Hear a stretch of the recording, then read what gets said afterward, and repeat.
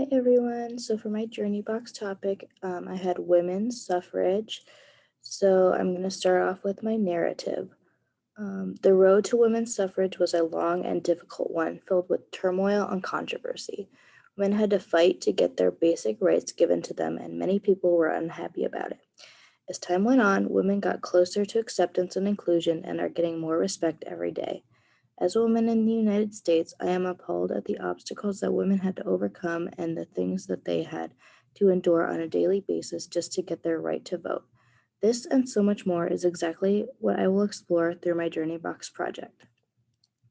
The topic of women's suffrage is relevant to social studies because it is relevant to current events. For example, just a few years ago, the LGBTQ community was fighting for acceptance, inclusion, and their right to same sex marriage, just like the women fought for their right to vote in the 1900s. In a normal social studies class, students are taught about the civil rights movement, slavery, and many more movements throughout history because they were unequal and inhumane. There was a period in time where Black Americans were considered three-fifths of a person, and women were only meant to raise children and keep up their home while their husbands went off to work. It is only within the last 100 years or so that women were looked at as more than just homemakers and childbearers. And it is important that young students understand what women went through so that students understand the value of women.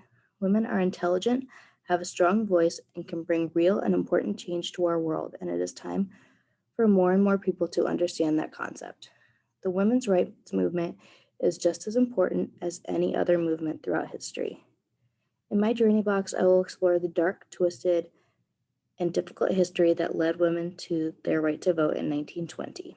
I will show the protests, the Night of Terror, and many other difficulties that women had to endure to earn their right to vote. I will also go through the progress of women's suffrage and how it started the 19th Amendment and how the 19th Amendment was passed. At the end of my journey box, I want young girls and women to not feel ashamed of themselves, but proud to be a woman, that they are valuable and have a strong voice, and the importance of utilizing their right to vote. I would teach this subject in a social studies classroom by starting from the beginning and explaining to students that women did not always have the rights that they have today. I would show students the process of women's suffrage, the things that women had to go through to get the right to vote, and what the 19th Amendment was and how it was passed. Then I would show students women that have made great change in the world today to show them that women are smart and valuable. Teaching students about the struggles that women have faced in the past and the obstacles that they have had to endure is incredibly important. It shows students that not everyone has always had it easy as they do today, and that people have had to fight for some of the most basic rights that we sometimes don't even consider in today's day and age. This will teach students to appreciate who they are and their value, the rights that they have, and people in the past that have fought for them to have the rights that they have. Next, I'm going to go and share with you some of my primary sources. Okay, so my first source is a picture of women peacefully protesting on the street. So this is a picture of women peacefully protesting on the street. They are fighting for their right to vote. One of the women's signs says, "President Wilson, how long must women wait for liberty?" So during his first term, President Wilson had a somewhat lukewarm attitude towards women's suffrage. And then later on in his presidency, he came through and was more in support of women's suffrage. And then if you go to this website, that's where I found my picture. And then my questions were, what is women's suffrage and what do you know about women's suffrage? And then my second question was, what do you notice about what the women are wearing? If you look closely, they're wearing the little sashes. And then during this time period, women who stood for women's rights were suffragettes, and that was their little suffragette sash. And then the third one is, imagine that you are one of these women that are protesting. What thoughts and or feelings would you be having? Here. And then my next primary source is a letter written to the Senate and the House of Representatives by Elizabeth Cady Stanton. So this is a letter that Elizabeth Cady Stanton wrote to the Senate and the House of Representatives, advocating for a law to be made that gives women the right to vote. Elizabeth Cady Stanton was a leader in the women's rights movement, as well as one of the main organizers of the Seneca Falls Convention, which was a conference where the topic of discussion was women's rights. And then if you go to this website here, that's where I found this letter. And so my depth of knowledge questions would be, who was Elizabeth Cady Stanton? The second one is, what was Elizabeth Cady Stanton trying to say to the Senate of the House of and the House of Representatives in this letter? And then my third question was, imagine you lived in 1871 when this letter was written. What would it like to be? What would it be like to be a woman during this time period? And then my next primary source is a propaganda poster from the women's rights movement. So this is a propaganda poster from the women's rights movement. Above the man's head in the poster, there are several different issues such as poor law reform, infant death rate, factory legislation, religious education, etc. So the woman in the picture is asking, "Won't you let me help you, John?" The message that this poster is trying to get across is that during this time period, men had the majority of power when it came to political, social, and financial issues, and that women were never able to voice their opinions on these different issues. And if you go to this website, that's where I found this picture. So my depth of knowledge questions would be, how would you describe the message that the artist is trying to get across in this poster? What do you notice about the expression on both the man and woman's face? So if you notice, the man looks kind of stressed or exhausted because he's got all these issues to deal with. And there's only one person, and the woman is looking like, "What are you doing? Why don't you let me help you?"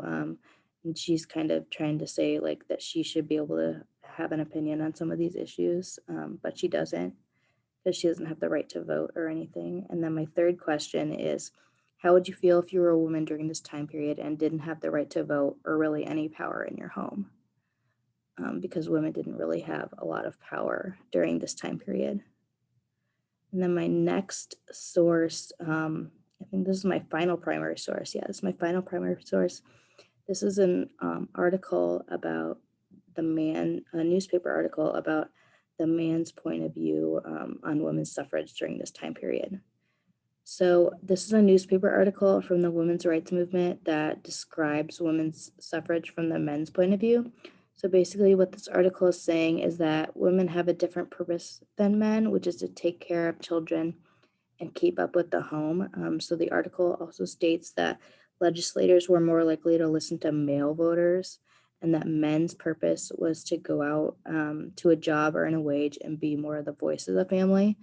And so I got this from the ASU library search. And so if you go here, that's where I found my newspaper article. And my depth of knowledge questions for this uh, source would be, how would you summarize what this article is saying? My second one is, if you were a man during this time period, would you support the women who want the right to vote? Why or why not? And then number three, explain why men had such a different opinion on women's suffrage than women did. And then we're going to go to my secondary sources now.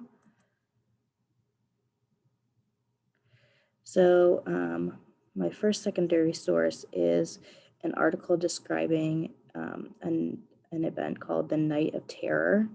So this article describes the Night of Terror, where suffragettes who were peacefully protesting were arrested and taken to Occoquan, I don't know if I pronounced that right, workhouse in Virginia, where they were tortured and beaten. So one woman, Dorothy Day, had been slammed into a bench several times, an iron bench several times, and then she had her arm twisted behind her back. And then another woman, Lucy Burns, was handcuffed to the bars of her jail cell with her arms over her head.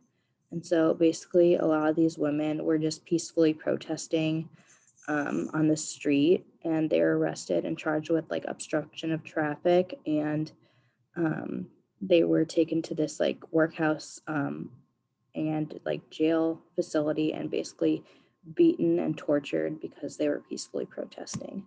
And so if you go to this website, or if you look up this journal title, that's where I found this article. And so my depth of knowledge questions for this source would be, what is the Night of Terror? Number two, imagine if you were one of the women on the Night of Terror, what thoughts and feelings would you be having? And number three, if there was a social justice issue in our society today, and you knew that if you peacefully protested just like these women did, that you would be treated like these women were during the Night of Terror, would you still protest? Why or why not? And then my next source is an article about the 19th Amendment and how it was passed.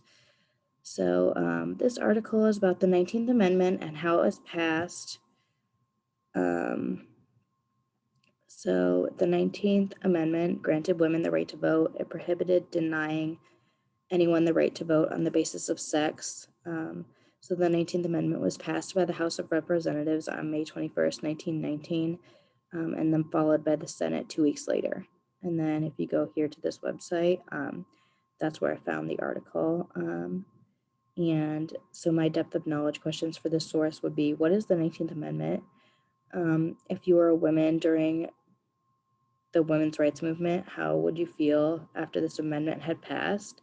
And then the number three, was the passing of the 19th Amendment worth women going through the Night of Terror? Why or why not? And so those are all my sources, and that was my journey box. Thank you guys for listening. I'll see you later. Thank you.